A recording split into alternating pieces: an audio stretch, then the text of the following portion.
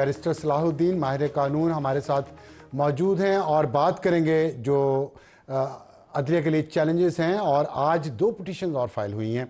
एक petition file की है सरदार अख्तर मेंगल साहब ने, जिनका ताल्लुक बलूचिस्तान नेशनल पार्टी के वो सरबराह हैं और बलूचिस्तान से उनका ताल्लुक है। फहमीदा मिर्जा जो साबिक स्पीकर कौमी असम्बली और उनका ताल्लुक सिंध से है।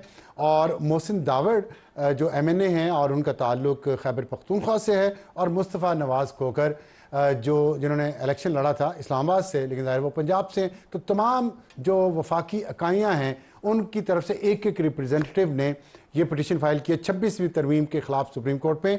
और उसके वकील हैं बैरिस्टर सलाहुद्दीन साहब। लेकिन बैरिस्टर सलाहुद्दीन साहब ने खुद भी एक पिटीशन अलग से भी फाइल की है 26वीं तरमीम के ख़िलाफ़ और प्रैक्टिस एंड प्रोसीजर एक्ट के ख़िलाफ़। उनसे बात करेंगे। बैरिस्टर साहब अस्सलाम वालेकुम। वालेकुम अस्सलाम। आप आज दो पिटीशन और आ गई, जिसमें से एक में आप वकील हैं, एक आपने खुद फाइल की है। तो लग रहा है कि कुछ ना कुछ हो रहा है। और उस दिन हमने देखा कि जो पहले पिटीशन फाइल हुई हैं वकीलों ने बाहर निकल के बड़ी सख्त बातें भी की हैं। दूसरी तरफ हम देख रहे हैं सुप्रीम जुडिशल काउंसिल का भी इजलास हुआ और जुडिशल कमीशन का भी इजलास हो गया और बड़े अच्छे तरीके से हुआ। हमें जो इतलात आई हैं ऑफ द रिकॉर्ड कि तमाम जजेस एक दूसरे से स्माइल भी एक्सचेंज कर रहे हैं और बाहर निकलते हैं तो भी स्माइल कर रहे होते हैं। तो कोई ऐसा लग नहीं रहा कि कोई मसला है 26 तरमीम से किसी को, सिवाय वकला के, चंद वकला के और चंद सियासतदानों को। क्या ये हमारी ऑब्जर्वेशन दुरुस्त है?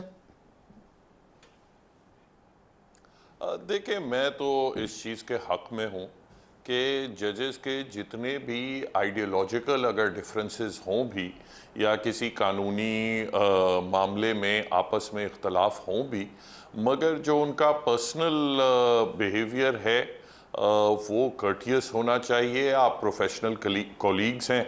और जो माजी में हमने देखा कि जजेस की तरफ से एक दूसरे के ख़िलाफ़ बड़ी तल्ख़ बातें हुई, मैं नहीं समझता कि ये सुप्रीम कोर्ट के लिए अच्छी चीज़ है या किसी भी अदालत के लिए। प्रोफेशनल कर्टसी एक तरफ, मगर जब कोई मुकदमा आपके पास आता है तो फिर आपको अपने ज़मीर के मुताबिक जो आपकी आइनी राय होती है वो बिल्कुल इंडिपेंडेंटली देनी चाहिए भी है, देनी पड़ती भी है। तो मैं नहीं समझता इन चीज़ों से ये दोनों चीज़ें कनेक्टेड हैं। अच्छा, लेकिन आपने जो कहा अभी कि माजी में बहुत तल्ख़ बातें की हैं और हमने भी सुनी है, शर्म भी आई उस पर, लोगों ने इतराज़ात भी किए और ये भी कहा कि बच्चों की तरह लड़ रहे हैं सुप्रीम कोर्ट के जजेस। तो आप समझते हैं कि इन जजेस ने माजी से कुछ सीखा है और अब बेहतरी की तरफ जा रहे हैं, या ये लल बिफोर द स्टॉर्म है, ये खामोशी जो है किसी बड़े तूफान का पेश खैमा तो नहीं होगी? देखिए, मेरी एक्सपेक्टेशन तो ये है, और नेचुरली जजेस भी अपनी एक्सपीरियंसेस से सीखते हैं। मैं समझता हूँ जजेस की आपस में स्नाइपिंग की वजह से सुप्रीम कोर्ट की साख जो है वो मुतासर हुई है। और अगर उन्होंने ये फैसला किया है कि इसको रेक्टिफाई करें तो बड़ी अच्छी बात है। मगर जहाँ तक जो भी अब जो आइनी दरखास्तें हैं उन पे क्या रुख लेना है, मेरी एक्सपेक्टेशन ये है कि सुप्रीम कोर्ट जो है वो अपनी कॉन्स्टिट्यूशनल रिस्पॉन्सिबिलिटी को मद्देनज़र रख के आइन और कानून के मुताबिक ही फैसला करेगी। अच्छा, ये बताइएगा कि आपने दरख्वास्त दी है, दो दरख्वास्तें आज हुई हैं, पहले भी आ चुकी हैं, और हम देख 26वीं तरमीम के ख़िलाफ़ जस्टिस यहिया अफरीदी साहब ने हल्फ उठाया है उस आइन पे जिसका हिस्सा है 26वीं तरमीम। इस सूरत में आप मुझे बताएं कि क्या वो अभी भी ये पिटीशन सुनने के लिए लगा सकते हैं या 26 तरमीम को स्ट्राइक डाउन किया जा सकता है? अगर कर दिया गया तो इस सूरत हाल में जस्टिस यहिया अफरीदी का जो चीफ जस्टिस बने हैं और उनका जो हल्फ है उसकी हैसियत क्या होगी? देखिए, जो वैसे माजी में ऐसे जज साहिबान रहे हैं जिन्होंने ऐसे फैसले किए हैं जिनसे उनका अपना जो स्टेटस और अपॉइंटमेंट है वो भी नलिफाई हुआ है। एक मिसाल उसकी जस्टिस सरमद जलाल उस्मानी की पाई जाती है, सरमद जलाल उस्मानी साहब की पाई जाती है कि जब आपको याद है कि 2007-2008 में जब पीसीओ आया और डोगर साहब चीफ जस्टिस अपॉइंट हुए तो उन्होंने जजेस को फिर अपॉइंट किया। सरमद उस्मानी साहब को जो हाई कोर्ट के जज थे उन्होंने हल्फ नहीं उठाया था पीसीओ के तहत, उनको फिर डायरेक्टली सुप्रीम कोर्ट में अपॉइंट किया।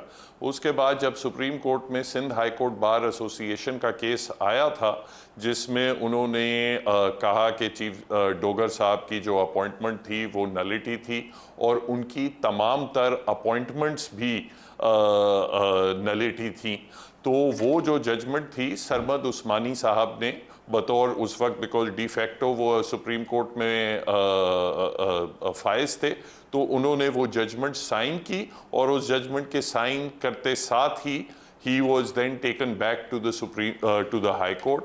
फिर वो बाद में हाई कोर्ट के चीफ जस्टिस बने और फिर बाद में अपने कोर्स में सुप्रीम कोर्ट में आए। तो हमारे पास ऐसी भी मिसालें हैं कि जजेस ने ऐसे जजमेंट्स पास की हैं जिससे उनके अपने स्टेटस पे इफेक्ट होता है। तो आपने मिसाल तो एक दी, एक मिसाल हमारे पूरे 76 साल में से निकली है। क्या आप समझते हैं कि ये जो आप बात कर रहे हैं, जो पिटिशनर्स हैं जितने भी, जाहिर है वो यही चाहते हैं ना कि 26वीं तरमीम उड़ा दी जाए, तो क्या ये ड्रीम है, ये पाइप ड्रीम है? देखिए मेरी राय में तो जो लीगल चैलेंज है वो बहुत स्ट्रॉन्ग है, क्योंकि सुप्रीम कोर्ट ने खुद अपना फुल कोर्ट ने पहले ही फैसला दिया हुआ है रावलपिंडी डिस्ट्रिक्ट बार एसोसिएशन में, और उससे पहले काफ़ी जजमेंट्स हैं। महमूद खान अचकज़ई की केस में भी इस किस्म की ऑब्जर्वेशंस हैं, बेनज़ीर भुट्टो के केस में भी इस किस्म की ऑब्जर्वेशंस है, मगर finally Rawalpindi district bar association में 17 में से 13 जजेस ने ऑलरेडी ये होल्ड किया है कि आइन के कुछ ऐसे फीचर्स हैं जिसमें अदलिया की आज़ादी शामिल है, जो कि पार्लियामेंट अपनी अमेंडेटरी पावर्स में इस किस्म अपनी तरमीमी पावर्स में वो इस किस्म की तरमीम कर नहीं सकती, चूँकि जो अमेंडेटरी पावर्स हैं वो खुद लिमिटेड हैं। आइन का जो बुनियादी ढांचा है, उसकी जो बेसिक शक्ल है, चाहे वो पार्लियामेंट्री डेमोक्रेसी के सूरत में हो या फेडरलिज्म के सूरत में हो या अदलिया की आज़ादी के सूरत में हो, ऐसी चीज़ों को आप चेंज नहीं कर सकते। बाकी मशीनरी प्रोविजंस और दीगर बुनियादी हकूक में इजाफा करना वगैरह वो तो ऑब्वियसली पार्लियामेंट का इख्तियार है। तो सुप्रीम कोर्ट की बड़ी क्लियर इस पे जजमेंट है। अब सिर्फ ये देखना है कि ये जो तरमीम की गई हैं 26वीं तरमीम के तहत, ये अदलिया की आज़ादी मुतासर करती हैं या नहीं। अगर करती हैं तो फिर वो according to Rawalpindi district bar association इस तरमीम को स्ट्राइक डाउन होना पड़ेगा। तो ये फैसला आईनी बेंच करेगा ना? जी, इसमें हमने एक्चुअली जो दरख्वास्त दी है वो स्पेसिफिकली ये दी है कि इसको फुल कोर्ट सुना जाए। उसकी वजह बुनियादी तौर पे ये है कि जो क्रिएशन है इस लेजिस्लेटिव इंस्ट्रूमेंट की, वो खुद अपने ही जिस चीज़ की बुनियाद पे वो वहाँ बैठे हैं वो उस चीज़ को एग्जामिन नहीं कर सकते। मैं मिसाल देता हूँ। अच्छा। फ़र्ज़ करें अगर एक आइन में तरमीम आती है जिसमें कहते हैं कि जुडिशल रिव्यू की तमाम तर जो पावर है वो हम डिप्टी कमिश्नर को दे रहे हैं या हम किसी मिलिट्री ट्राइब्यूनल को दे रहे हैं। जब उसका जायजा लिया जाएगा तो वो डिप्टी कमिश्नर बैठ के ये फैसला नहीं करेगा कि आया ये आइन के बुनियादी ढांचे के मुतसादिम है या नहीं। जो उस वक्त का मौजूदा जुडिशल स्ट्रक्चर होगा, जुडिशल हियरार्की होगी, वही उस पे डिसाइड करेगी। और इस तरह से माजी में कोशिशें हुई हैं। आपको पता है जी, आपको पता है मिलिट्री डिक्टेटर्स ने जुडिशल रिव्यू की पावर्स लेने की कोशिश की। इवन जो उन ज़ियाउल हक साहब के और मुशर्रफ साहब के दौर में उसमें भी सुप्रीम कोर्ट ने कहा कि नहीं, आप ये नहीं कर सकते कि ये इख्तियारात सारे ले लें, हम फिर भी जुडिशियल रिव्यू की पावर रखते हैं। तो मैं समझता हूं कि जो जज साहिबान कॉन्स्टिट्यूशनल बेंच पे बैठे हैं वो खुद दे कैन नॉट बी जजेस इन देयर ओन कॉज।